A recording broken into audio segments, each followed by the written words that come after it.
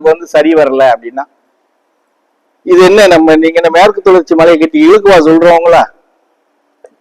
இது இழுத்தாத்தான் அவங்களுக்கு வரும் அங்க இருந்து அப்படின்னு சொல்றோமா? கொஞ்சம் அந்த டைம் நம்ம தூக்கத்தை கொஞ்சம் தியாகம் பண்ணணும். ஏன்னா 3 to 4ங்கிறது வந்து கடினமான ஒரு நேரம். சரியா? அந்த தூக்கத்தை அந்த ஒரு மணி நேரம் நம்ம தியாகம் பண்ணி தான் ஆகணும். சரியா?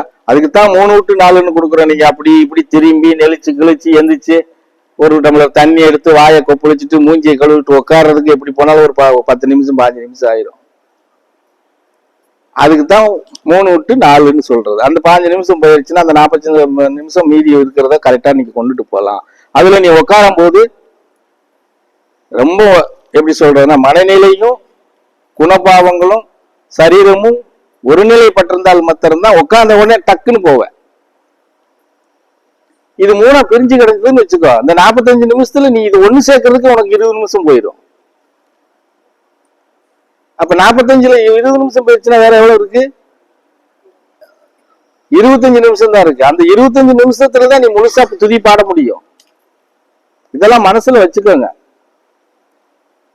நீங்க என்னதான் பக்தியா இருந்தாலும் சரி, உட்கார்ந்த உடனே டக்குன்னு அப்படியே உங்களை மறந்து நீங்க உள்ள எல்லாம் போயிட முடியாது. அது 1008 பிரச்சனை. அப்பதான் எல்லா கழுதையும் உள்ள வரும் குப்பைய. அதெல்லாம் முறியடிச்சு நம்ம போறதுக்கு நமக்கு 20 நிமிஷம் ஆயிரும். அப்ப நீங்க மொத்தத்திலேயே பாட வேண்டியது 25 நிமிஷம் தான் வரும் அதுல. அப்ப அதாவது நீங்க சரியா செய்யணும் இல்லையா? செஞ்சீங்கன்னா அப்படி செஞ்சு பாருங்க. அதுக்கப்புறம் நீங்க வந்து அது சரியா ஆகலைன்னா அதுக்கப்புறம் நீ கேள்விங்க, முட்டாள நீ சொன்னதை நாங்க செஞ்சோமே சரியா அப்படியே தானே இருக்கும்னு அதுக்கப்புறம் கேள்வி கேளுங்க. புரியுதா? நீங்க நான் உங்களை பொறுத்தவரை என்ன சொல்றேன்னா கேள்வி கேளுங்கன்னு தான் ஆசைப்படுறேன். நீ கேள்வி கேட்டாதான் நீ வந்து தெளிவடைய முடியும், நீ ஒருநிலைப்பட முடியும். கேள்வி கேட்காம இப்படி வாய மூடிக்கிட்டே இருந்தா நீங்க எந்த காலத்திலயும் மனநிலையும் அமைதியாகாது. நீங்க ஒரு நிலைக்கு வருவீங்கன்னா வரமாட்டீங்க, பக்குவம் அடைவீங்களான்னா அடைய மாட்டீங்க. கேள்வி பிறக்கணும் நம்ம கிட்ட. கேள்வி இப்படி எல்லாம் பேச நான் கொடுக்கும்போது கேள்வி மாத்தி மாத்தி மாத்தி நீ ஒரு கேள்வி கேட்டீங்கன்னா அது எல்லாத்துக்கும் பதில் வரும். அவங்க ஒரு கேள்வி கேட்டாங்கன்னா எல்லாத்துக்கும் பதில் வரும்.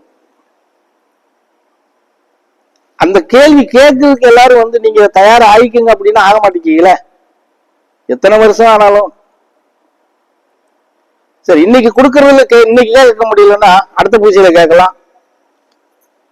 நமக்கு தான் நம்ம தான் ஒரு வந்தோம்னா ஒரு 2 நாள் இருக்கும் இல்லையா? எவ்வளவோ காலி இடம் இருக்கு. இப்ப மத்தியானமெல்லாம் உட்காந்துட்டு எல்லாம் வெட்டிக்கிறத தானே பேசிட்டு உட்காந்துட்டு இருந்தோம். நீங்க வெட்டிக்கிறத பேசிட்டு இருக்கீங்கிறதுக்காகவே நான் ஆரம்பிச்சேன். புரியுதானே சொல்றது? ஆஹா, இது ஊருக்கதை பேச ஆரம்பிச்சுட்டாங்களேன்னு சொல்லி அதுக்காகவே நான் அப்ப ஆரம்பிச்சேன். 1 மணி நேரம் ஆரம்பிச்சேன், 1.5 மணி நேரம் பண்ணிருப்போம்னு நினைக்கிறேன். புரியுதா?